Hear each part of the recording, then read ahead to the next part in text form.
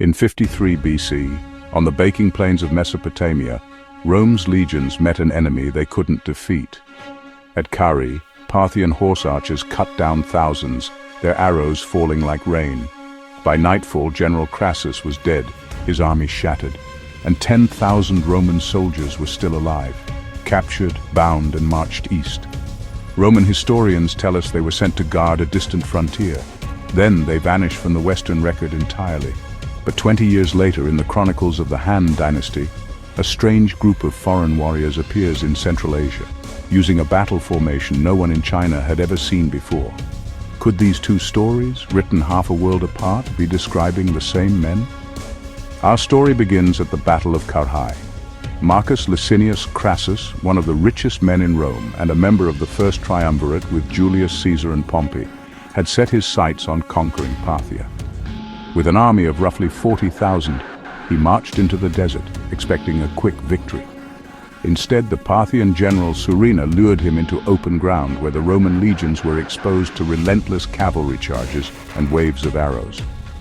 Ancient historians like Plutarch in Life of Crassus and Cassius Dio in Roman history describe the chaos. The legions couldn't close the distance, their shields rattled under the rain of missiles, and their cavalry was overwhelmed. Crassus was killed during a disastrous attempt at negotiation, and his son Publius had already fallen in battle earlier that day. When the dust settled, perhaps 20,000 Romans were dead, but not all of them. Plutarch and Dio agree that roughly 10,000 survivors were taken alive. These weren't random captives. They were trained, disciplined legionaries, and to the Parthians they were too valuable to execute. Instead, they were sent far from Parthia's core lands to a place called Margiana, near modern-day Merv in Turkmenistan. This was no random choice. The Parthian Empire often relocated foreign prisoners to remote borders, using them as a defensive garrison against nomadic raiders. In Margiana, these Romans would have faced the vast steppes and the threat of incursions from Central Asian tribes. And then, in the Roman record, they disappear. No word of ransom, no return of veterans, no trace in inscriptions or payrolls. 2 decades later, the story picks up again, but this time in a completely different set of historical documents.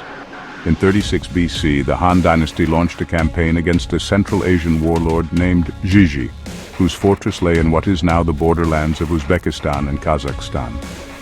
The Book of the Later Han, compiled centuries later from earlier records, describes an unusual contingent among Zhizhi's defenders.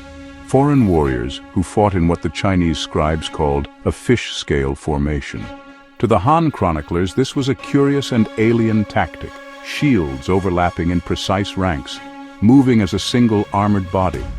To modern historians, that description sounds strikingly like the Roman testudo, or tortoise formation, where legionaries interlock shields above and to the front, forming a nearly impenetrable wall. The Han forces eventually stormed the fortress, defeating Zhizhi's army.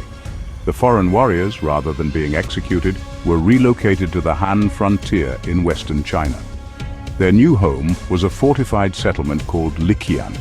At the time, Liqian served as a garrison town for integrating outsiders into the empire's defenses. The name itself has sparked interest. It was also the ancient Chinese term for the Roman Empire, though in this case it may simply have meant distant western land. Still, the coincidence is difficult to ignore. Today, Liqian is part of Yongchang County in Gansu province. Over the centuries, it became a quiet farming community, but one with unusual features. Some villagers have light hair, blue or green eyes, and facial structures more common in Europe than East Asia. Modern genetic studies have produced mixed results. Some detect traces of Western Eurasian ancestry, others suggest the traits could come from centuries of Silk Road mixing. Yet, the physical evidence keeps the legend alive, especially when paired with the written accounts. When we piece it together, the chain of evidence looks like this. Roman sources confirm 10,000 trained soldiers were captured at Carrhae and marched east to Margiana.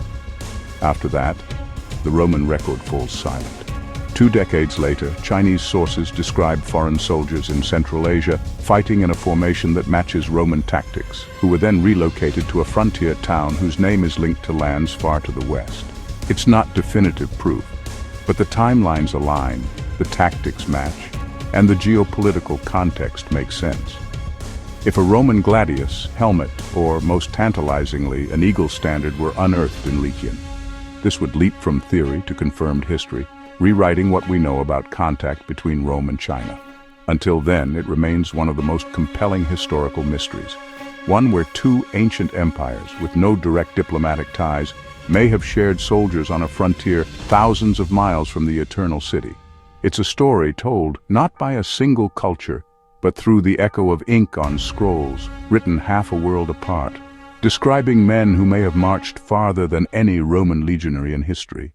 As we search for the truth behind Rome's lost legionaries in China, the trail leads us into a maze of ancient manuscripts and modern science. Our first clues come from the Chinese Chronicles, the book of the later Han, and the records of the Grand Historian. These texts, written centuries after the events, describe foreign warriors at Zhizhi's fortress defending with a fish-scale formation. But how reliable are these accounts? Chinese scribes were meticulous, but their understanding of Western tactics was limited. The term fish-scale formation is evocative but ambiguous. Could it truly describe the Roman testudo, or was it a more generic way to record any unusual battle tactic? Meanwhile, Roman sources such as Plutarch and Cassius Dio end their tale in Margiana. For the next chapter, we rely on Chinese eyes separated by language, culture, and decades of retelling. The town of Liqian, nestled in the arid landscape of Gansu province, has become the epicenter of this legend. Its very name tantalizes with possibility. Liqian was used in ancient China to refer to the distant Roman world. But is the connection just a coincidence or a linguistic echo of a forgotten migration?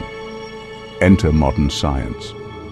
Over the past 2 decades, teams of geneticists have collected DNA samples from Liqian's inhabitants, seeking traces of Western ancestry. Some early studies hinted at higher than average frequencies of certain European genetic markers, but more comprehensive research paints a complex picture. While some villages do show signs of Western Eurasian heritage, these patterns are also found along the Silk Road. Trade, migration, and intermarriage have shaped the region for millennia. No single genetic signature can be definitively traced to the Roman legionaries of Carrhae. The evidence, then, is tantalizing but inconclusive. Manuscripts and local legend, unusual physical traits, and genetic data, each offers a fragment of the story, but none delivers certainty. The legend of the lost Romans in China remains perched between history and myth. Yet the search itself reveals something deeper, a story of how people, genes, and stories travel, sometimes farther than the armies that set them in motion. If you enjoyed this story, subscribe for more history mysteries and comment below. What do you think happened to the lost Roman warriors?